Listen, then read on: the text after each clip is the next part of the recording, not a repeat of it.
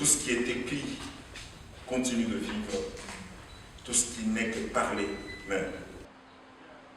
Nous sommes ici à l'amphithéâtre de l'Institut national de recherche biomédicale où plusieurs personnalités sont venues prendre part au baptême d'un nouveau-né. Il s'agit là de cet ouvrage qui s'intitule « Sans questions et réponses sur la Covid-19 » dont l'auteur est Dr Michel Mouvoudi, spécialiste en santé publique. La communication reste l'épine dorsale, la communication reste le socle. Donc nous allons continuer à communiquer. Alors comme vous savez bien, communiquer utilise plusieurs canaux. On peut utiliser par les médias, on peut utiliser les ouvrages, on peut utiliser des conférences. Donc je vais combiner justement plusieurs outils. Le souci étant d'informer le maximum notre population. En tant que médecin, on a ce devoir de dire aux gens qu'est-ce qui se passe, comment il faut faire pour qu'ensemble nous puissions lutter contre cette pandémie. La RDC a quand même des expériences à partager. Autant nous apprenons des autres pays et nous restons un système apprenant, nous restons attentifs pour voir qu'est-ce qui marche ailleurs, qu'est-ce qui ne marche pas. Autant aussi en RDC, il y a des choses qui marchent, il y a des choses qui ne marchent pas. Et pour moi, je pense que ce livre offre l'opportunité, de par ma propre expérience, de dire aux amis, voilà ce qui a marché en RDC, mais voilà aussi ce qui ne marche pas. Donc nous sommes perpétuellement dans une dynamique d'échange d'expériences, nous sommes perpétuellement dans une dynamique d'apprentissage. Et je crois que cette pandémie est une occasion pour apprendre.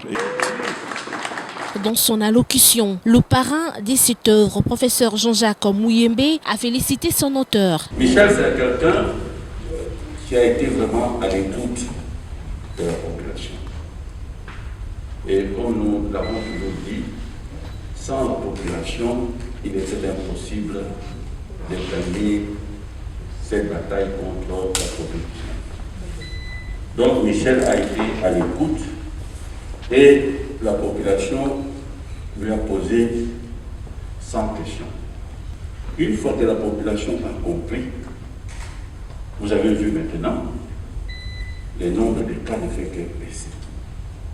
Prenant part à cette cérémonie, Madame Grace Mbongi, présidente de la Fondation Grace Monde, s'est exprimée en ce terme. En tout cas, je suis agréablement surpris de cet ouvrage, surtout qu'elle est faite en 4 langues nationales.